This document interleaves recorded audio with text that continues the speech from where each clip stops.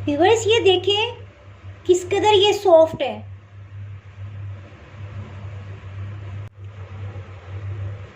बिस्मिल्लाहिर्रहमानिर्रहीम। अस्सलाम वालेकुम व्यूअर्स, आप देख रहे हैं डाइनिंग और।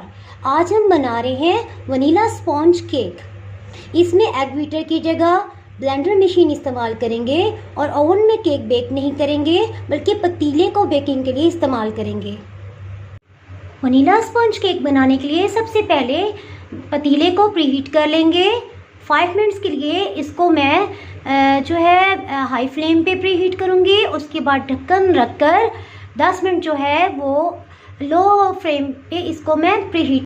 वनीला स्पॉन्ज केक को बहुत ज़्यादा सॉफ्ट बनाने के लिए मैं हमेशा ओवन में भी यही ट्रिक यूज़ करती हूँ और पतीले में भी मैं यही चीज़ बताना चाह रही हूँ कि छोटे बाउल्स में पानी रख लेंगे और प्रीहीट जब करेंगे, और इसकी ये निशानी है कि आपका पतीला प्रीहीट हो गया है कि नहीं। जब ये पानी बॉइलिंग पॉइंट पे आ जाएगा उस वक्त जो है हम इसके सेंटर में केक जो है बेक करने के लिए रख देंगे। इसके सेंटर में मैंने आम चूल्हे का जो रेगुलर आपके पास स्टैंड होता है, मैंने वो रख दिया है।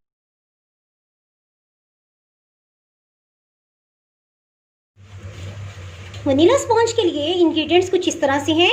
2 अदद अंडे, अनसाल्टेड बटर जो है या मक्खन या घी आपके पास कुछ भी है वो नमक के बगैर होना चाहिए।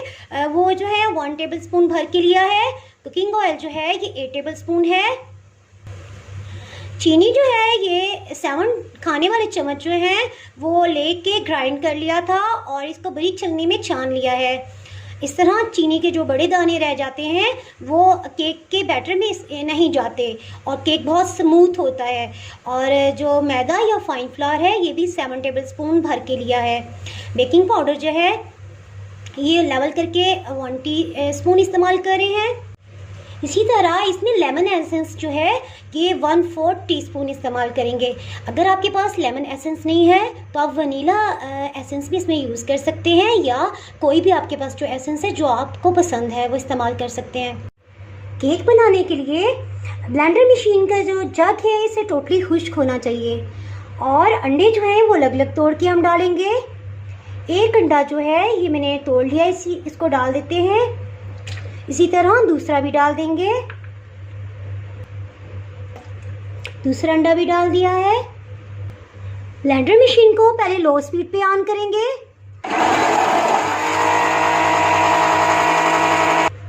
और फिर हाई पे।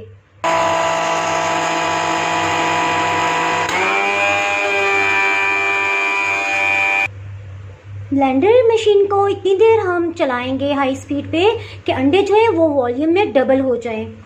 अब इसमें साथ ही पाउडर शुगर ऐड कर देंगे, साथ ही कुकिंग ऑयल भी शामिल कर देंगे।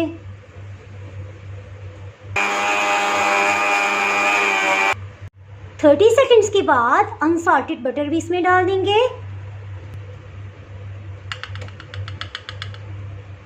और 30 सेकंड्स के लिए दोबारा ब्लेंडर मशीन चलाएंगे हाई स्पीड पे।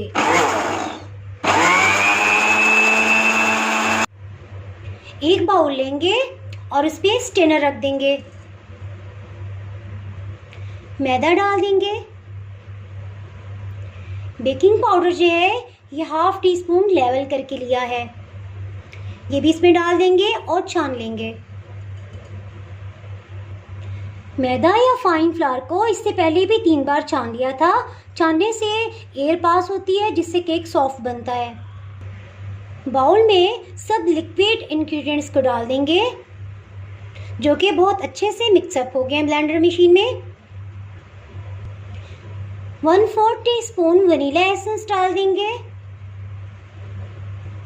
केक के बैटर को मिक्सअप करने के लिए आज मैं स्पैचुला यूज़ नहीं करूँगी, बल्कि व्यूअर्स को बताने के लिए कि स्पैचुला ज़रूरी नहीं है, बल्कि लकड़ी के स्पून के साथ भी हम इसको मिक्सअप कर सकते हैं। एक ही रुख पे हम इसे मिक्सअप करेंगे यहाँ तक कि इसमें कोई भी लम्स ना रहे, और फोल्ड भी नहीं करेंगे। एक ही रुख पे मिक्स करते हुए सब लम्स ख़त्म हो गए हैं। अब हम इसको हल्का सा यूँ मिक्सअप करेंगे ताकि इसमें एयर पास हो और ये बहुत केक सॉफ्ट बने। एक ही रुख पे इसको मिक्सअप करना है। ये अच्छे से मिक्सअप हो गया है। एक केक मोल्ड ले लेंगे। 2 अंडों के केक के लिए जो केक पैन हम यूज़ कर रहे हैं वो उसकी लेंथ जो है वो 6.8 इंचेस है। बटर पेपर या कोई भी सिंपल पेपर आप ले लें और उसके चारों तरफ लाइन ड्रॉ कर लेंगे और फिर सीजर से कटिंग कर लेंगे। केक मोल्ड को ऑयल से ग्रीस कर लेंगे और फिर बटर पेपर लगाएंगे। बटर नीचे से ग्रीस करके पैन को फिर बटर पेपर लगा दिया है और फिर इसको दोबारा से ऑयल से ग्रीस करेंगे। बटर पेपर लगाने का ये फ़ायदा है कि पैन के साथ ही ये चिपक जाता है।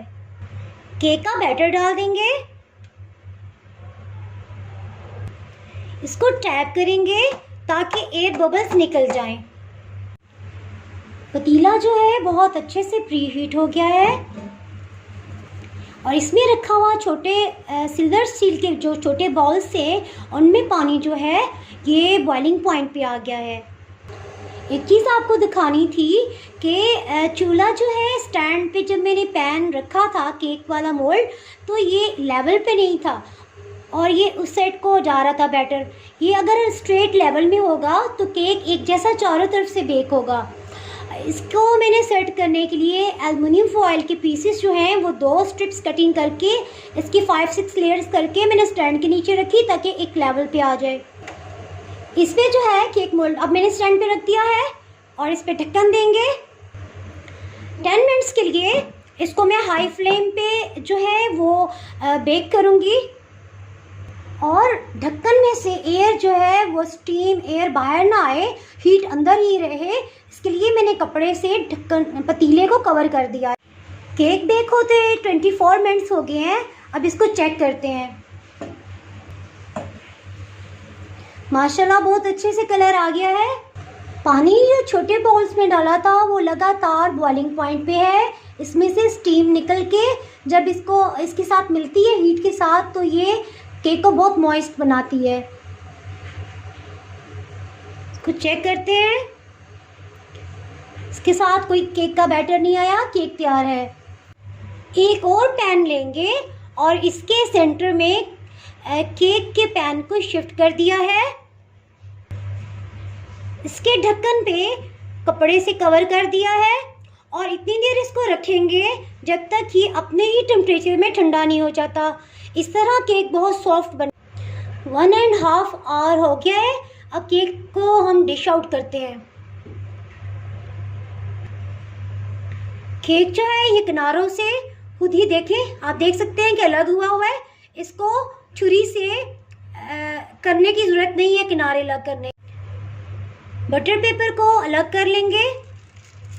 ये देख सकते हैं किस कदर बेहतरीन कलर आया है।